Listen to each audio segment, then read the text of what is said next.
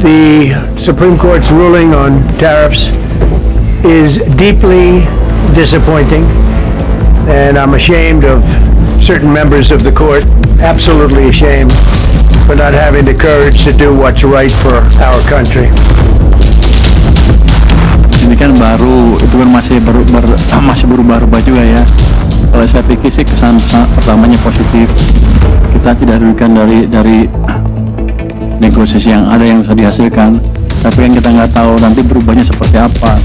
Karena kan kalau Mahkamah Agung sana, Supreme Court sana memutuskan Trump nggak boleh menggunakan yang tadi itu. Jadi kita lihat perkembangan seperti apa. Tapi dengan data yang ada sekarang, saya pikir untuk Indonesia positif.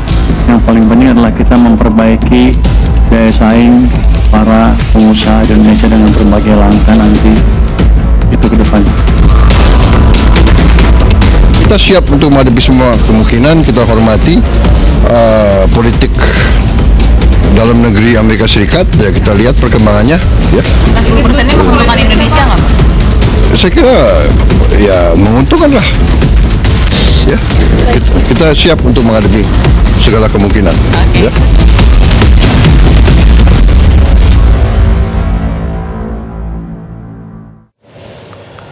Selamat malam pemirsa, tarif Trump memasuki babak baru setelah pekan ini tiba-tiba sebagian besar tarif Trump dibatalkan oleh Supreme Court atau kita sering sebut Mahkamah Agung Amerika Serikat.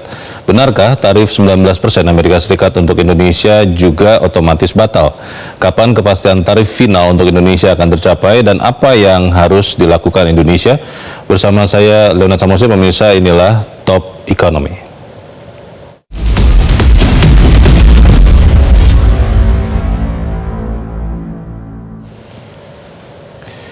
Ya pemirsa, pembatalan sebagian besar tarif Trump oleh Supreme Court atau Mahkamah Agung Amerika Serikat itu mengejutkan dunia termasuk Indonesia. Hingga akhir pekan lalu Indonesia berhasil menurunkan tarif dari 32 menjadi 19%.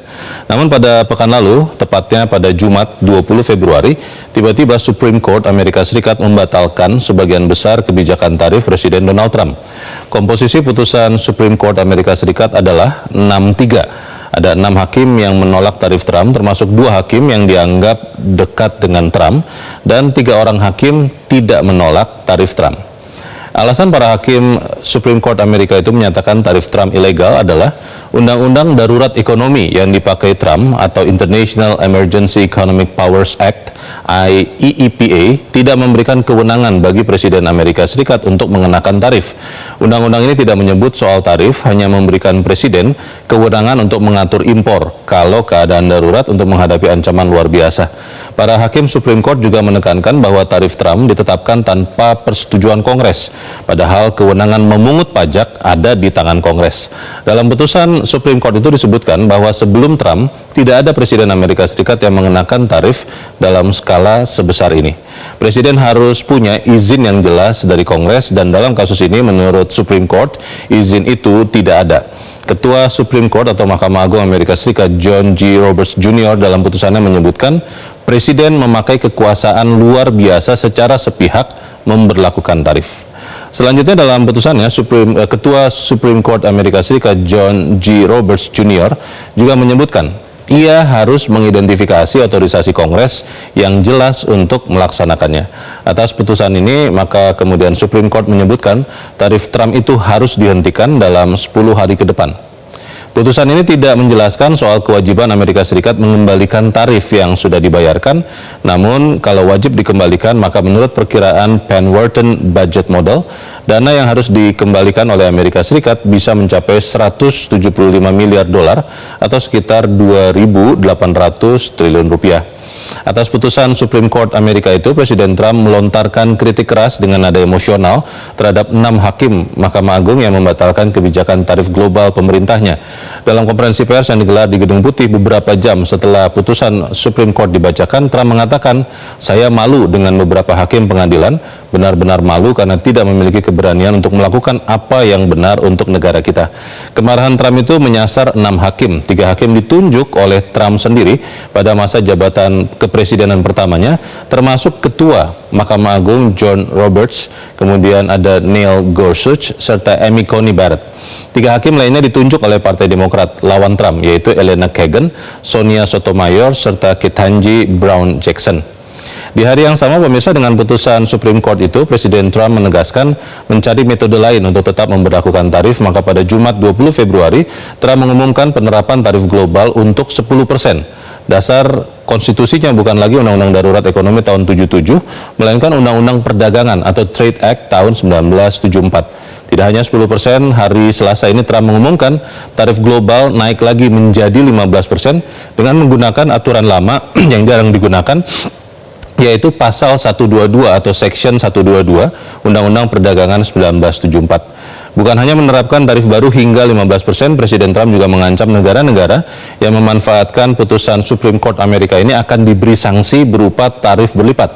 Trump mengatakan negara manapun yang ingin bermain-main dengan keputusan Mahkamah Agung yang konyol ini, terutama negara yang telah menipu Amerika selama bertahun-tahun bahkan puluhan tahun, akan menghadapi tarif yang jauh lebih tinggi. Buyer beware.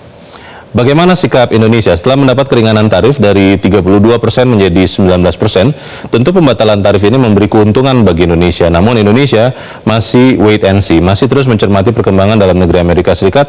Hari Minggu lalu Presiden Prabowo Subianto mengatakan kita siap menghadapi semua kemungkinan. Kita hormati politik dalam negeri Amerika Serikat, kita lihat perkembangannya. Mengenai tarif final yang mungkin lebih rendah yang akan disetujui pemerintahan Trump dan Kongres Amerika Serikat, Presiden Prabowo mengatakan saya kira menguntungkan, kita siap untuk menghadapi segala kemungkinan.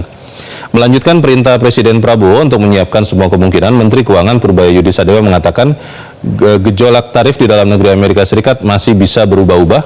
Menteri Keuangan mengatakan ini kan baru, masih berubah-ubah juga ya, belum jelas juga ya, kita lihat perkembangannya. Jadi tarif Trump 19% untuk Indonesia apakah batal atau masih ada peluang berlanjut dengan angka yang berbeda? Pemirsa, sesaat lagi Top Ekonomi akan kembali bersama Wakil Ketua Dewan Ekonomi Nasional yang juga mantan Menteri Perdagangan, Ketua Umum Asosiasi Pengusaha Indonesia, dan Deputi 2 Kepala Kantor Kepresidenan Republik Indonesia. Tetaplah bersama kami.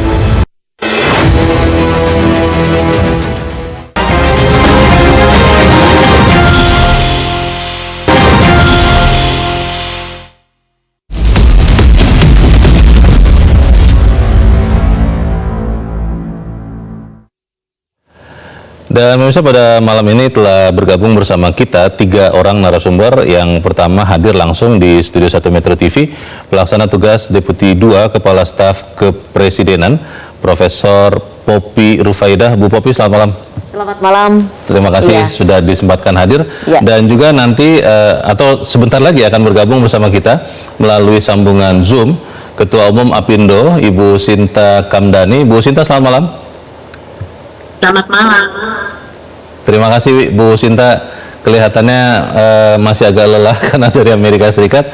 Dan nanti juga akan bergabung sesaat lagi bersama kita nanti adalah Wakil Ketua Dewan Ekonomi Nasional yang juga menjadi Menteri Perdagangan tahun 2004 sampai 2009, Ibu Mari Elka Pangestu. Saya ingin ke Bu Poppy dulu. Bu Poppy, sebelum saya ke Bu Sinta, saat ini pemerintah, Bu, melihat pembatalan ini yang sudah dilakukan oleh Supreme Court Mahkamah Agung Amerika Serikat itu seperti apa, Bu?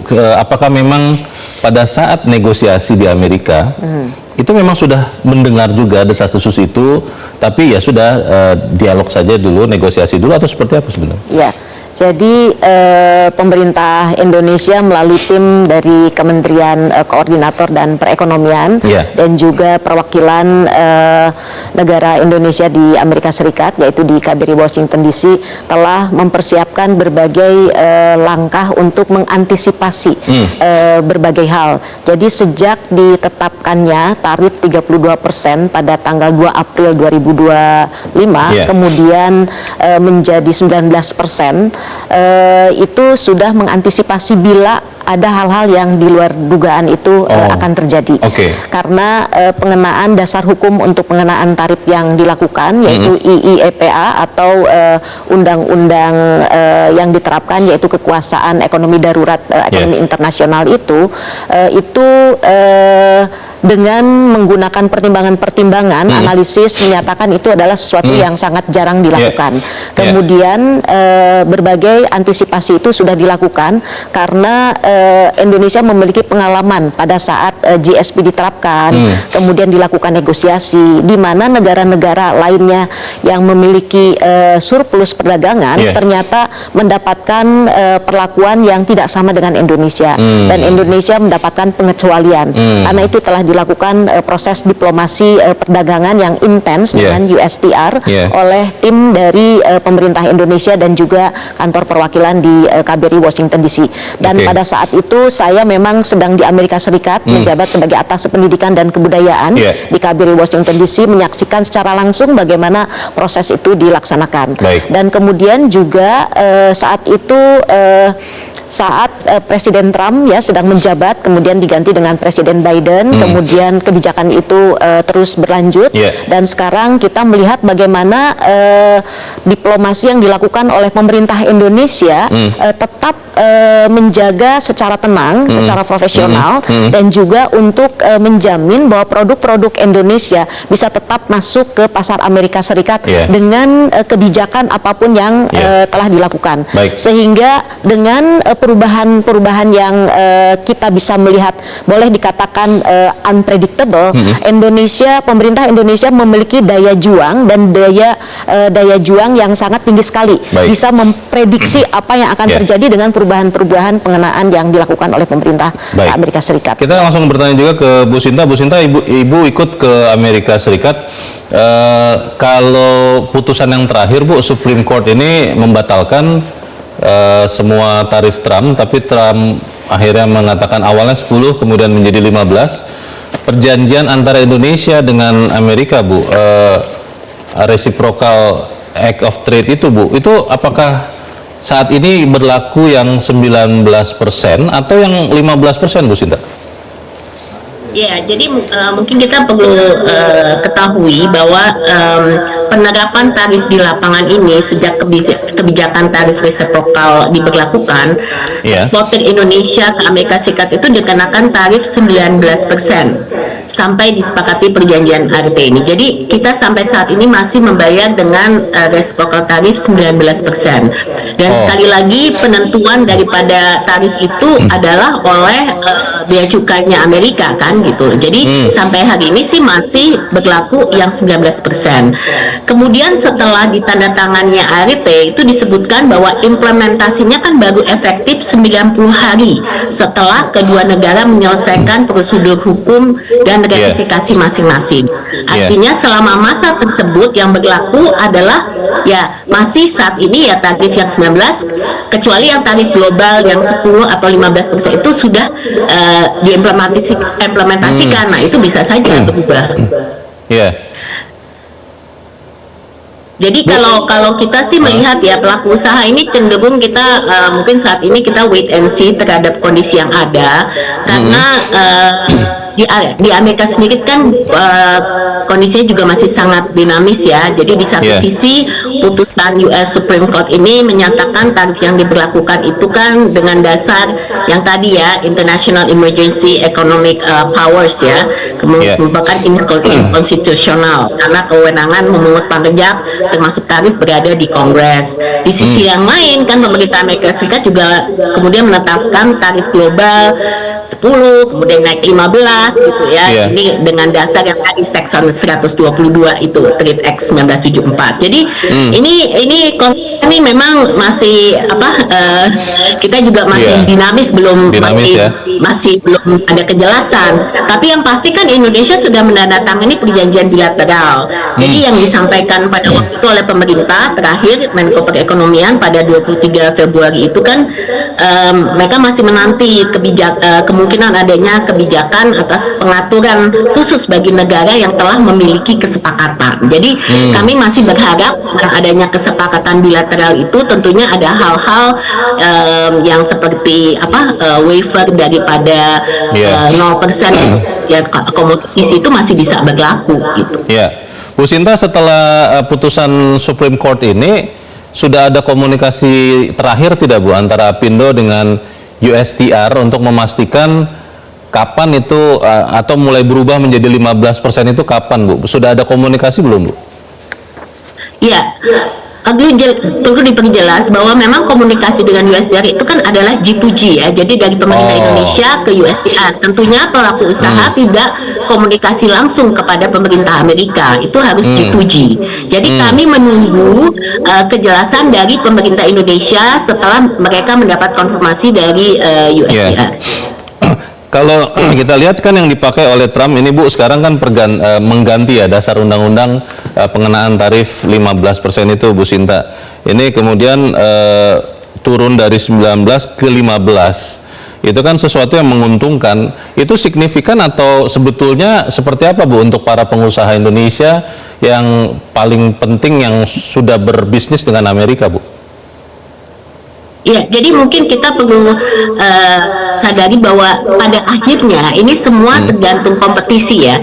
Jadi kita mesti lihat yang dapat 19% itu atau lebih tinggi negara mana, di bawah kita seperti apa. Jadi ini tergantung kompetisi. Nah, kalau semua global tarif diberlakukan let's say 15% untuk semua negara, tentunya ini juga level playing field-nya nggak bisa sama ya. Karena apa? Karena juga untuk kita masing-masing negara itu pada saat kita mengekspor cost structure kita kan berbeda-beda gitu loh. Jadi dengan kalau tarif reciprocal tarifnya sama dari Amerika, kita mungkin dengan negara seperti Vietnam yang cost structure-nya lebih rendah ya kita nggak bisa berkompetisi seperti itu gitu. Jadi kita mesti melihat apa yang didapatkan oleh negara lain. Oleh karenanya yang paling penting adalah tarif-tarif di bawah itu ya. Jadi yang 0% yang kita bisa dapatkan untuk komoditas-komoditas termasuk tekstil garment buat kami sangat penting ya, karena tekstil garment ini kan padat karya yang menyerap tenaga kerja yang sangat tinggi ya, 2,7 juta hampir tenaga kerja tahunnya, dan juga kita melihat bahwa di sini mereka membutuhkan gitu tarif yang lebih kompetitif. Jadi kalau kita di ART itu kan disampaikan tekstil garment mendapatkan 0% dengan tarif kuota ya, dengan kuota tertentu. Tentunya itu akan sangat membantu karena negara lain seperti ada Bangladesh itu juga sekarang sudah berkompetisi dengan Indonesia gitu, Vietnam, Bangladesh. Nah, jadi ini yang menurut kami sangat penting bahwa kita tetap mendapatkan 0% tadi yang sudah disepakati di ART. Kalau in effect-nya sendiri Bu Sinta, kalau tadi kan Ibu katakan pengusaha Indonesia ekspor ke Amerika masih terkena 19% Bu. Tapi kalau untuk pengusaha TPT tadi, garment tekstil yang menurut perjanjian ART di 0% kan biaya impornya, apakah sekarang itu sudah langsung 0% juga atau seperti apa Bu? Belum, kan ratifikasi 90 hari Leo. Jadi kita nih sebenarnya semua ini nih masih nunggu 90 hari. Ini belum diimplementasikan saat ini.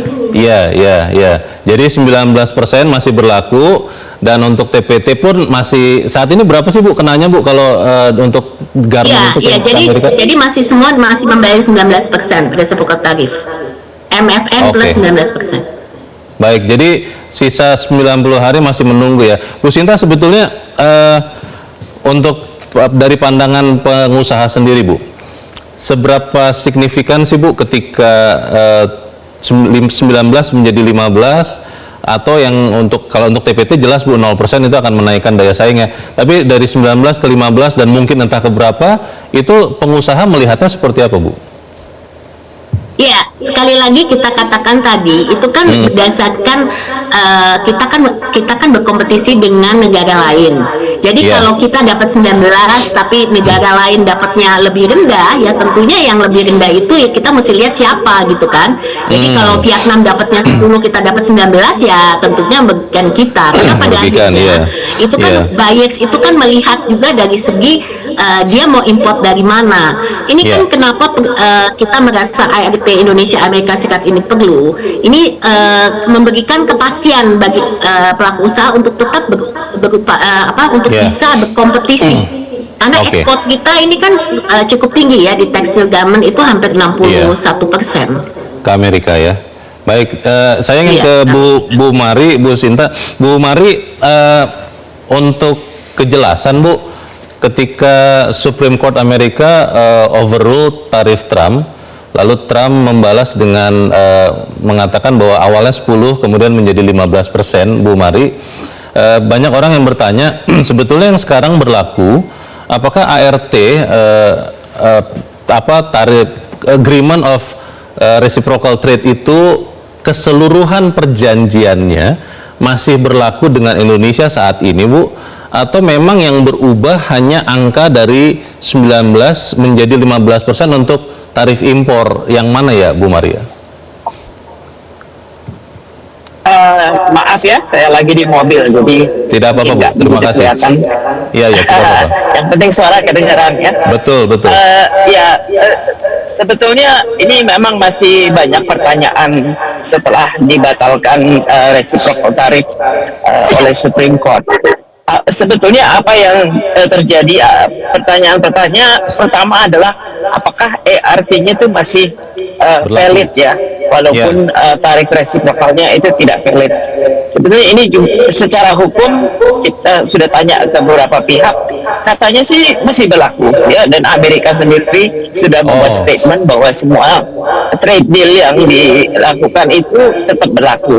Namun tarif yang berlaku itu tidak bisa yang 19% lagi karena sudah dianggap invalid ya, udah illegal.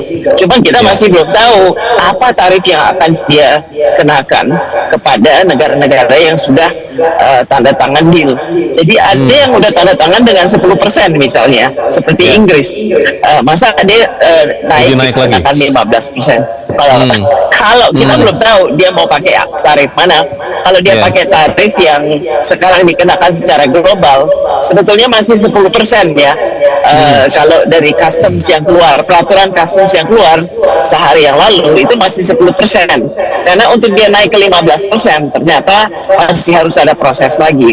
Jadi saat ini tarif global yang dikenakan ke semua negara itu 10%. Nah, apakah kita yang dapat 10% atau dia akan mempunyai penilaian lain untuk negara yang sudah tanda tangan perjanjian? Kita nggak tahu. Tapi menurut ahli-ahli hukum yang kita bahas, perjanjian kita itu masih berlaku. Ya, maksudnya berlaku dalam arti masih deal, masih ada deal itu, walaupun seperti tadi dijelaskan Bu Sinta, kita masih harus melakukan proses ratifikasi. Setelah itu baru berlaku kan, 90 hari setelah ratifikasi baru berlaku. Nah, jadi mungkin saya ingin tegaskan, ini banyak yang bertanya soalnya, kita udah susah payah bernegosiasi, terus nego, terus ininya batal. Ini apa ya? Apa gunanya nih kita melakukan negosiasi? Sebetulnya menurut penilaian saya masih ada banyak gunanya, karena menurut saya apa yang akan terjadi akan dibedakan nih antara negara yang sudah tanda tangan ART atau deal dengan Amerika dengan yang tidak, yang belum tanda tangan ya, di luar yang 10% yang dia kenakan. Amerika secara hukum tanpa reciprocal tarif, dia masih punya banyak instrumen lain untuk mengenakan tarif ke negara. Salah satu yang paling mungkin dia akan lakukan dan dia sudah umumkan adalah yang namanya Section 301 yang dikenakan kepada negara, dan tidak ada negara yang dianggap melakukan unfair trade atau yang membatalkan perjanjian dengan Amerika, itu bisa dikenakan tarif tanpa batas atasnya untuk 4 tahun. Jadi dia perkiraannya semua negara yang akan dia anggap tidak ally itu akan diberlakukan 301. kita sekarang dikenakan Jadi Section masih ada untungnya lah, dalam arti kalau kita sudah tanda tangan deal itu artinya kita harusnya, ya ini logika aja, kita terlindungi dari tindakan-tindakan yang kita belum tahu nih Amerika akan kemana. Ketidakpastian sekarang menjadi tambah tinggi. Ini kita mungkin bisa menghindari ketidakpastian ini. Bu Mari, ini kan kita akhirnya jadi harus melihat hubungan bukan hanya ekonomi, jadinya hukum juga, Bu, di Amerika Serikat. Kalau Dewan Ekonomi Nasional, Bu Mari, melihat alasan Supreme Court membatalkan tarif Trump itu adalah karena menilai Amerika saat ini tidak dalam keadaan darurat ekonomi, sehingga undang-undang itu tidak bisa dipakai. Bahkan ekonomi Amerika tahun lalu tuh naik atau tumbuh 2,2%. Untuk ukuran negara maju cukup tinggi. Kalau Den menilai, apakah pandangan Supreme Court ini yang tepat atau sikap pemerintahan Trump yang tepat, Bu? Oh ya, tentunya dari awal sebetulnya sikap untuk mengenakan reciprocal tarif tidak ada dasarnya ya. Bahkan formula yang dia gunakan juga tidak ada dasarnya. Dan defisit ya, dia kan pakai alasan defisit perdagangan sebagai alasan darurat. Tapi Amerika sudah mempunyai defisit perdagangan untuk berpuluh-puluh tahun, jadi nggak bisa declare itu sebagai emergency sih. Sebenarnya itu alasan utamanya, dan alasan kedua ya sebetulnya mengenakan tarif itu adalah haknya Kongres ya. Itu juga alasan lain mengapa dianggap illegal. Baik, Bu Mari, ini ada banyak pertanyaan juga terkait dengan isi ART itu, Bu ya. Kan ada sekian MOU kerjasama dagang, Bu, antara Indonesia dan Amerika Serikat. Ada, kita lihat penandatanganan itu pemimpin bisnis ke bisnis gitu. Pertanyaannya, apakah itu akhirnya kemudian saat ini masih berlaku atau postpone atau batal karena tarif 19-nya berubah menjadi 15? Bagaimana, Bu? Masih belum ada kejelasan apa yang akan terjadi kepada deal-deal yang sudah dilakukan Amerika dengan Indonesia dan beberapa negara lain ya. Dan seperti tadi disampaikan Bu Shinta, itu kan juga masalah kapan agreement ini menjadi valid gitu ya. Jadi mungkin saat ini kita sembari menunggu untuk mendapat kejelasan, kita harus menilai aja gimana ke depannya. Baik. Saya ingin ke Bu Popi dulu. Bu Popi, di Amerika kita mendengar juga Presiden Prabowo mengatakan pemerintah siap dengan segala kemungkinan. Itu ditanyakan rekan-rekan wartawan pada saat Supreme Court sudah membatalkan putusan pemerintahan Trump. Nah, kesiapan itu artinya seperti apa, Bu? Apakah untuk pemerintah Indonesia akhirnya tidak terlalu masalah lagi besaran angka nominal, mau 32, mau 19, 15, 10, atau seperti apa persisnya maksud Presiden itu, Bu? Ya, jadi maksud Bapak Presiden pada saat mengatakan bahwa Indonesia memiliki daya tahan untuk memperjuangkan produk-produk Indonesia untuk masuk di pasar Amerika, karena nilai yang sangat besar, apalagi dengan hasil dari perjanjian timbal balik atau ART yang dinyatakan, ada 1.891 produk yang mendapatkan keuntungan, di mana ada 53 produk pertanian, kemudian juga produk pertanian itu pun juga produk-produk yang memang itu menjadi comparative advantage-nya Indonesia, seperti buah-buahan, kemudian hortikultura yang memang itu menjadi produk unggulan di pasar Amerika yang sangat disukai. Jadi pemerintah Indonesia sudah memiliki daya tahan dalam melakukan diplomasi dagang dengan pemerintah Amerika Serikat, dan dengan sebelumnya juga sudah bisa diprediksi apakah tarif 19 yang akan dikeluarkan apakah menjadi 32 kembali atau misalnya turun menjadi 10%. Indonesia memiliki kesiapan berbagai deal-deal untuk melakukan proses negosiasi ini. Saya ingin kembali ke Bu Shinta karena para pemirsa, Bu Shinta harus nanti ke tempat lain juga. Bu Sinta, terakhir Bu, apakah yang kemudian menjadi sikap pengusaha Bu Sinta dalam menghadapi perjanjian dagang dengan Amerika yang amat sangat mudah atau cepat berubah ini Bu Sinta? Silakan Bu. Jelas kita juga harus mengantisipasi ya, dan kalau kita juga tahu bahwa memang ini sangat berbeda ya, apa yang dilakukan Amerika ini bukan sesuatu yang normal gitu ya, ini sangat unusual. Jadi kita juga harus bersiap dengan perubahan-perubahan yang sangat dinamis ini. Jadi yang kami bisa lakukan adalah mendukung negosiasi pemerintah tentunya untuk bisa mendapatkan masukan-masukan apa yang dibutuhkan ya, terutama masalah tarif ini, karena kalau kita lihat kan di dalam market access ke Amerika, kita kan ada memang produk-produk tertentu yang menjadi prioritas pasarnya di Amerika, jadi membutuhkan tarif yang sangat kompetitif.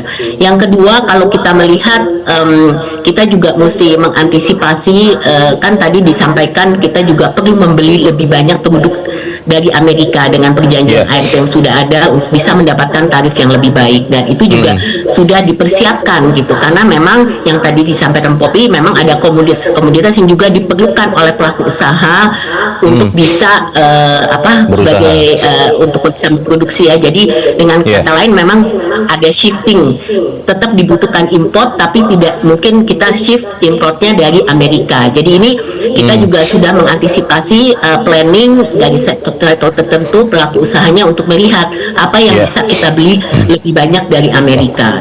Jadi kami melihat pada dasarnya semua kesempatan untuk bisa mendapatkan deal ART ini yang sudah ditandatangani ini sebagai satu capaian yang strategis sebenarnya, di mana tapi kita juga tetap melindungi kepentingan industri dalam negeri kita, karena itu kuncinya ya. Jadi pada akhirnya banyak sekali tentunya pertanyaan dengan NTB yang diberikan kepada Amerika, bagaimana itu dampaknya dan lain-lain. Saya rasa pemerintah kita sudah bisa melakukan analisa yang tepat bahwa tetap ada produk-produk hukum di Indonesia yang tetap harus dijalankan gitu. Jadi kita melihat banyak sekali aspek yang sebenarnya yang paling penting pada saat ini adalah kejelasan.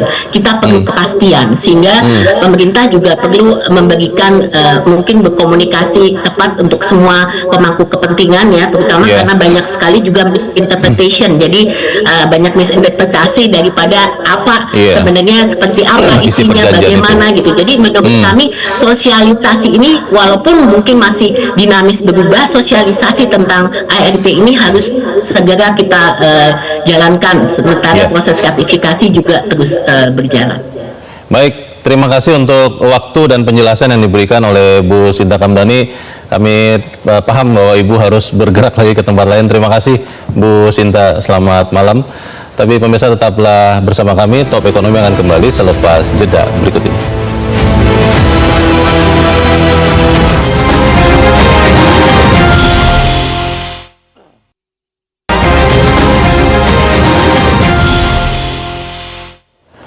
Terima kasih Anda masih bersama kami pemirsa, dan kita masih membicarakan bagaimana setelah Supreme Court, Mahkamah Agung, ada yang mengatakan Mahkamah Agung, ada yang bilang Mahkamah Konstitusi Amerika Serikat membatalkan tarif Trump.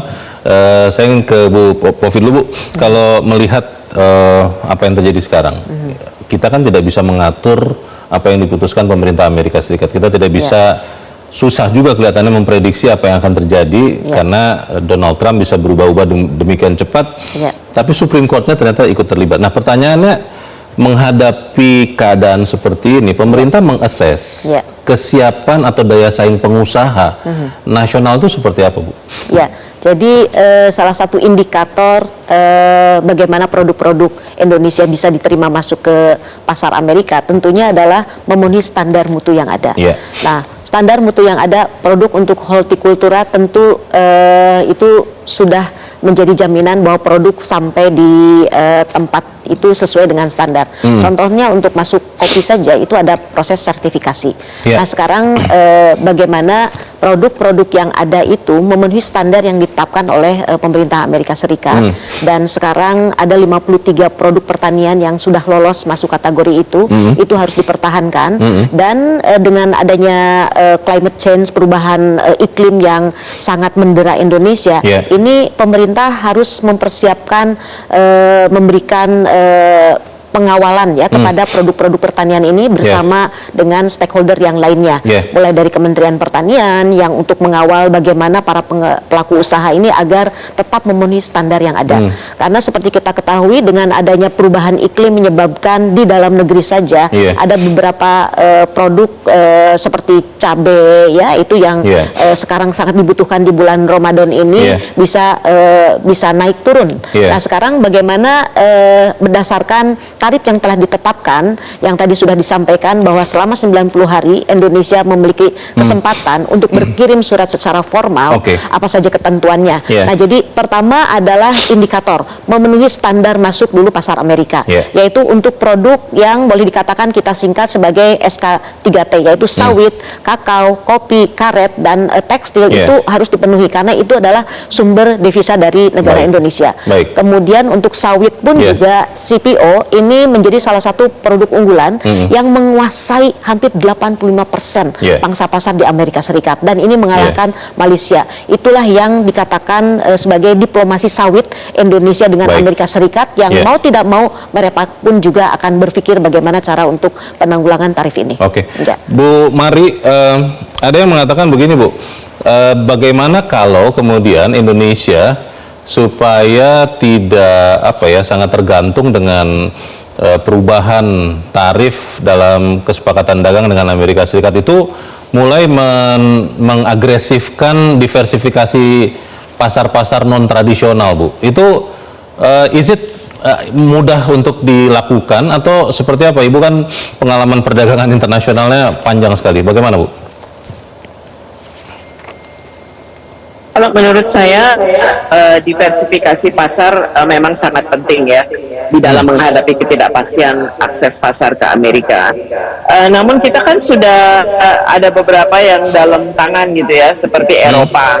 Jadi saya rasa PR pertama adalah untuk memastikan proses yang sedang berjalan ini dengan Eropa benar-benar selesai prosesnya di tahun ini, sehingga per 1 Januari 2027 kita sudah bisa menikmati akses pasar ke Eropa yang sama dengan Vietnam, dan ini sangat penting buat alas kaki, aparel, dan seterusnya. Di luar itu, menurut saya yang ada di depan mata kita yaitu ASEAN dan RCEP, itu justru yang harus bisa kita tingkatkan pendalaman dan perluasan dari pasar yang sudah ada kita sudah ada perjanjiannya lah, dalam arti lain kita bisa perdalam. Di luar itu yang kalau yang non tradisional ya boleh-boleh saja, tapi saya rasa dari segi resources yang kita miliki ya untuk melakukan negosiasi, kita harus prioritaskan pasar-pasar yang memang istilahnya berpotensi ya, dan besar buat masuk ke Indonesia. Maksudnya buat Indonesia. Bu Mari, kalau kita lihat kan tadi Ibu sudah sempat sebut ya, beberapa kerjasama perdagangan Indonesia itu kan biasanya dalam agreement ya, bentuk formal hukum internasionalnya itu perjanjian perdagangan. Dengan Amerika ini bagaimana, Ibu? Kan beda tuh, Bu, disebutkan semacam aliansi atau seperti apa? Itu sebetulnya berbeda atau sama saja sebetulnya, Bu? Berbeda. Jadi apa yang kita buat dengan Amerika itu bukan perjanjian perdagangan internasional yang biasanya kita sudah biasa melakukan negosiasi, dan dengan pakem dan standar yang sesuai dengan aturan main perdagangan internasional ya, ala WTO. Jadi ini memang benar-benar boleh dikatakan sesuatu yang tidak lazim. Tapi ini karena Amerika, dan tadi saya rasa mungkin satu hal penting yang perlu dijelaskan, mengapa kita negosiasi dengan Amerika, karena banyak produk kita yang dependensi ke pasar Amerikanya besar, seperti alas kaki, aparel, furniture, seafood, itu semua more than 50% atau sampai 60% ekspornya itu ke Amerika, dan mereka penting. Mengapa? Karena padat karya. Jadi banyak sekitar 4 juta atau 5 juta pekerja yang akan terdampak bila mana kita tidak melakukan negosiasi. Bu Mari, kalau tadi di kesempatan yang sebelum ini Bu Sinta mengatakan bahwa komunikasi dengan USTR itu antara G2G ya dengan pemerintah Indonesia. Dewan Ekonomi Nasional, Bu, itu ada mungkin, saya tidak tahu apakah komunikasi samping-samping begitu, Bu, dengan USTR, atau memang sepenuhnya itu komunikasi itu dipimpin oleh Kemenko Perekonomian, Bu? Iya, sebagai G2G memang lead-nya adalah Kemenko Perekonomian.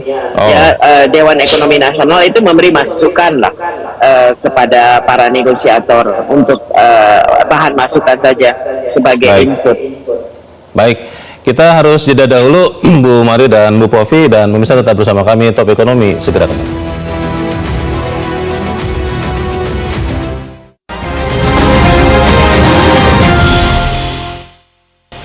Terima kasih Anda masih bersama kami, dan kita di bagian akhir diskusi kita malam ini. Saya ingin ke Bu Mari dulu. Bu Mari, namanya dagang itu kan ketidakpastian, keniscayaan ya Bu. Kita sudah lihat ini tarif Trump. Apa yang harus setelah ini Bu dilakukan baik oleh pengusaha juga pemerintah Indonesia mengantisipasi dinamika yang lain, Bu?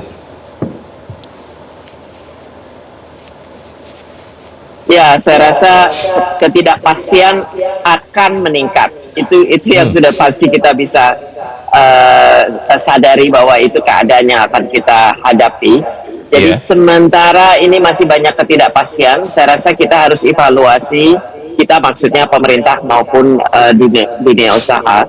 Tapi sebetulnya menurut saya yang sudah mempunyai perjanjian, walaupun tetap akan menghadapi ketidakpastian, semoga yang sudah tanda tangan perjanjian itu ketidakpastiannya lebih sedikit lebih baik lebih kecil ketidakpastian yang dihadapi dibanding dengan yang belum tanda tangan. Menurut saya sih minimal harusnya kita tidak dikenakan investigasi Section 301 yang bisa menaikkan lagi tarifnya ya di atas 15% atau 10% yang menjadi global tarif. Itu yang mungkin kita bisa harapkan, tapi ini perlu pembahasan lebih lanjut saya rasa oleh pemerintah kita dengan pemerintah Amerika untuk memahami apa yang akan menjadi keputusan-keputusan ke depan. Baik, terima kasih Bu Mari sudah diberikan pencerahan kami dan diberikan waktu di tengah kegiatan Ibu safe trip di Filipina ya Bu. Terima kasih Bu Mari, selamat malam. Bu Popi, ini tadi Bu Mari mengatakan akan keniscayaan, ketidakpastian ini.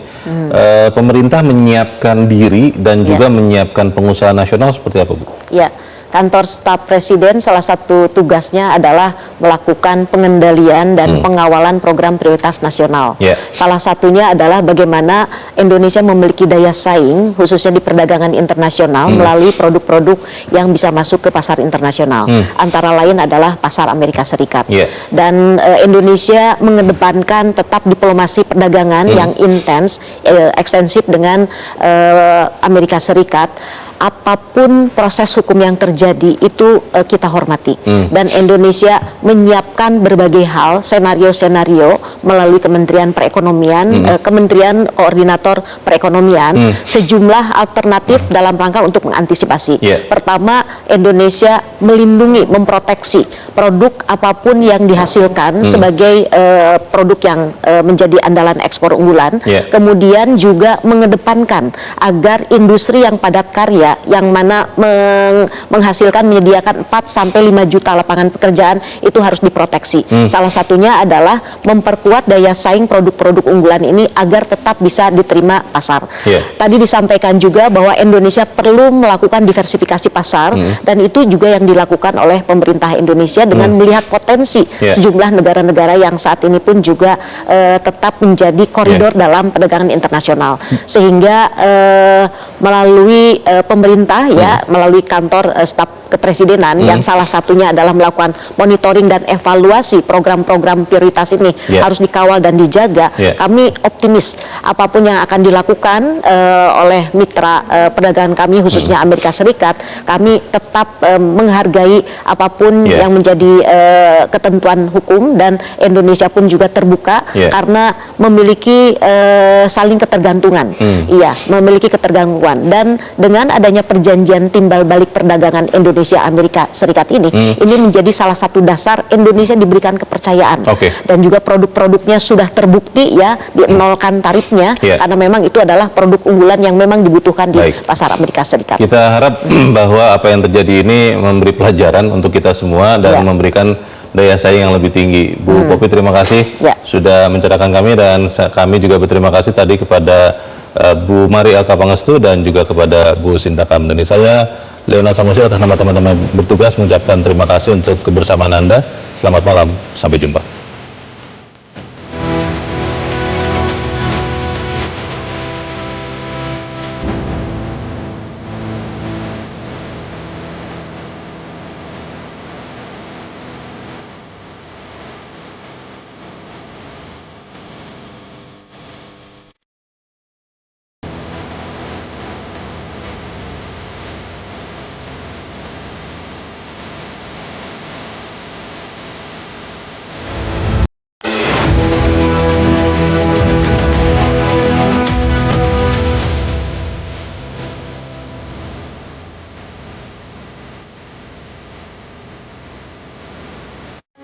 Metro TV. Jelajahi cara baru mendapatkan informasi. Download Metro TV Extend sekarang.